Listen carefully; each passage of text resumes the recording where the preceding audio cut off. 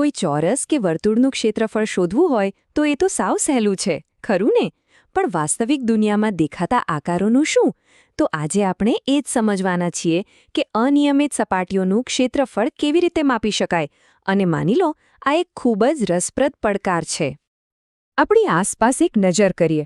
શું બધું જ એકદમ ચોરસ કે ગોળ છે? ના, બિલકુલ નહીં. પછી ભલે એ કોઈ તળાવ હોય, જમીનનો નકશો હોય કે પછી કોઈ કલાત્મક ડિઝાઇન હોય, આ બધા જટિલ આકારો છે. તો પછી સવાલ એ છે કે આનું ક્ષેત્રફળ માપવું કેવી રીતે? ઠીક છે, તો આ પડકારને ઉકેલવા માટે આપણે એક નાનકડી સફર પર નીકળીશું. સૌથી પહેલાં આપણે સમજીશું કે આ અનિયમિત આકારો ખરેખર છે શું. પછી એકદમ સરળ ગ્રીડ પદ્ધતિથી શરૂઆત કરીશું. એના પછી આકારને નાના ટુકડાઓમાં વિભાજિત કરીને જીતવાની રીત શીખીશું અને છેલ્લે વળાંકોને માપવા માટે એક શક્તિશાળી સૂત્રનો ઉપયોગ કરીશું. તો ચાલો શરૂ કરીએ. તો આપણો પહેલો વિભાગ અનિયમિત આકારોની દુનિયા. કોઈ પણ ગણતરીમાં ડૂબકી મારીએ પહેલાં ચાલો એ સમજીએ કે નિયમિત અને અનિયમિત આકારો વચ્ચે મુખ્ય તફાવત શું છે, અને આ સમજવું ખરેખર ખૂબ જ જરૂરી છે. જુઓ, નિયમિત આકારો સાથે તો બધું એકદમ સીધું સાધું છે. ચોરસ માટે લંબાઈ ગુણ્યા પહોળાઈ કરો અને જવાબ તૈયાર. પણ અનિયમિત આકારો, એમની કોઈ એક ફિક્સ ફોર્મ્યુલા નથી હોતી. અને બસ આ જ તો છે અસલી મજા, વાસ્તવિક દુનિયાનો પડકાર. આગળ વધીએ બીજા વિભાગ પર, ગ્રીડ દ્વારા અંદાજ.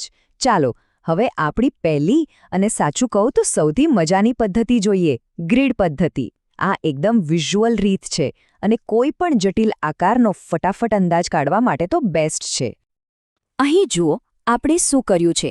બસ એ અનિયમિત આકાર પર એક ગ્રાફ પેપર જેવી ગ્રીડ મૂકી દીધી છે.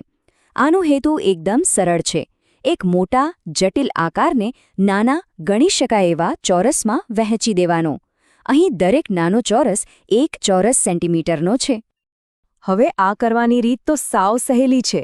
પહેલાં તો જેટલા પણ આખા ચોરસ અંદર છે એ બધા ગણી લો.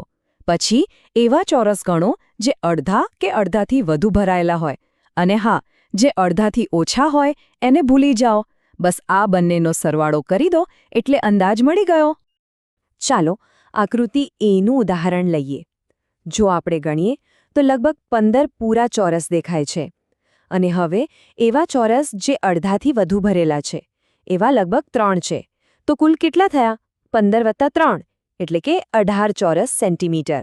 જોયું કેટલી ઝડપી અને સરળ પદ્ધતિ છે? ત્રીજો વિભાગ, વિભાજિત કરો અને જીતો. હવે અંદાજ તો ઠીક છે, પણ જો આપણને વધુ ચોકસાઈ જોઈતી હોય તો? એના માટે શું? એના માટે આપણી પાસે એક શક્તિશાળી વ્યૂહરચના છે, વિભાજિત કરો અને જીતો.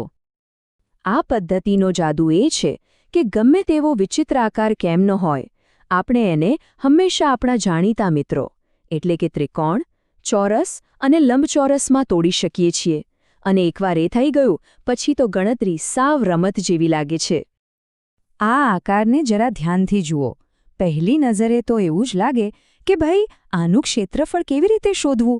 કોઈ સીધું સૂત્ર તો કામ નહીં લાગે. પણ જરા થોભો, આની અંદર જ કેટલાક સરળ આકારો છુપાયેલા છે. હવે જુઓ, માત્ર થોડીક રેખાઓ દોરવાથી જ આપણે એ જ જટિલ આકારને 4 ત્રિકોણ અને 1 લંબચોરસમાં વહેંચી દીધો. હવે આ દરેક ટુકડાનું ક્ષેત્રફળ આપણે એકદમ સહેલાઈથી શોધી શકીએ છીએ. આ જ છે વિભાજનની અસલી તાકાત. તો ચાલો હવે દરેક ભાગનું ક્ષેત્રફળ અલગ અલગ ગણીએ અને બધાને જોડી દઈએ. બધા ટુકડાઓનો સરવાળો કરતાં આપણને 3850 ચોરસ મીટરનો એકદમ ચોક્કસ જવાબ મળે છે. યાદ રાખજો, સીધી રેખાઓવાળા આકારો માટે આ પદ્ધતિ શ્રેષ્ઠ છે. ચોથો વિભાગ, અદ્યતન સૂત્ર પદ્ધતિઓ. પણ જો આકારમાં સીધી રેખાઓને બદલે સુંવાળા વળાંકો હોય તો ત્યારે શું કરીશું? વેલ, એના માટે આપણી પાસે એક વધુ શક્તિશાળી સાધન છે, સિમ્પસનનો નિયમ. ચાલો એને સમજીએ. આ સૂત્ર વાપરીએ એ પહેલાં એક નવો શબ્દ શીખવો પડશે, ઓર્ડિનેટ. ગભરાવાની જરૂર નથી. એ બીજું કંઈ નહીં પણ એક ઊભી રેખા છે જે આકારના પાયાથી તેની વળાંકવાળી ધાર સુધીનું અંતર માપે છે. બસ આટલું જ. અને આ માપ આપણી ગણતરી માટે ખૂબ જ મહત્વનું છે. અહીં તમે જોઈ શકો છો એક વળાંકવાળા આકારને ઘણી બધી ઊભી રેખાઓ એટલે કે આપણા ઓર્ડિનેટ્સ વડે સરખા ભાગોમાં વહેંચવામાં આવ્યો છે. આપણે આ દરેક ઓર્ડિનેટની લંબાઈનો ઉપયોગ આપણી ગણતરીમાં કરીશું. અને આ રહ્યું સિમ્પસનનું એ શક્તિશાળી સૂત્ર. ભલે એ થોડું લાંબુ લાગે, પણ એની પાછળનું તર્ક એકદમ સરળ છે. આપણે ફક્ત પહેલા અને છેલ્લા ઓર્ડિનેટનો સરવાળો કરવાનો છે, પછી વચ્ચેના જે સમસ્થાન પરના ઓર્ડિનેટ્સ છે એના સરવાળાને 4 વડે ગુણવાનો અને જે વિષમ સ્થાન પર છે એમના સરવાળાને 2 વડે ગુણવાનો છે.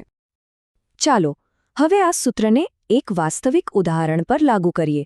અહીં આપણી પાસે એક વળાંકવાળો આકાર છે અને એના બધા ઓર્ડિનેટ્સના માપ પણ છે. તો હવે આ બધા આંકડાઓને આપણે સૂત્રમાં મૂકીએ અને જોઈએ કે શું જવાબ આવે છે. અને ગણતરી કર્યા પછી જવાબ મળે છે 4312.5 ચોરસ મિલીમીટર. એકદમ ચોક્કસ. આ બતાવે છે કે સિમ્પસનનો નિયમ વળાંકવાળા આકારો માટે કેટલો શક્તિશાળી અને ઉપયોગી છે. અને હવે આપણો છેલ્લો વિભાગ, આકાર માટે યોગ્ય સાધન. આપણે 3 અલગ-અલગ પદ્ધતિઓ જોઈ, પણ સવાલ એ છે કે કઈ પદ્ધતિ ક્યારે વાપરવી. ચાલો આને એકદમ સરળ બનાવીએ. આ કોષ્ટક બધું જ કહી દેશે. જો ઝડપી અંદાજ જોઈતો હોય તો ગ્રીડ પદ્ધતિ, જો આકારમાં સીધી રેખાઓ હોય તો વિભાજન પદ્ધતિ ચોક્કસ જવાબ આપશે, અને જો સુંવાળા વળાંકો હોય તો સિમ્પસનનું સૂત્ર સૌથી શ્રેષ્ઠ અને સૌથી ચોક્કસ પરિણામ આપશે. તો બસ આજે આપણે એક સાદી ગ્રીડથી શરૂ કરીને એક શક્તિશાળી સૂત્ર સુધીની સફર કરી. હવે કોઈ પણ અનિયમિત સપાટીનું ક્ષેત્રફળ શોધવા માટેના બધા જ જરૂરી સાધનો ઉપલબ્ધ છે. એક આખી ટૂલ કિટ તૈયાર છે. તો હવે સવાલ એ છે કે આ નવી જાણકારીનો ઉપયોગ કરીને આસપાસનો કયો જટિલ આકાર સૌથી પહેલાં માપવામાં આવશે? ઘર પાસેનો બગીચો, નજીકનું તળાવ કે પછી બીજું કંઈક? હવે આસપાસની દુનિયાને એક નવા દૃષ્ટિકોણથી જોવાની મજા આવશે. ફરી મળીશું.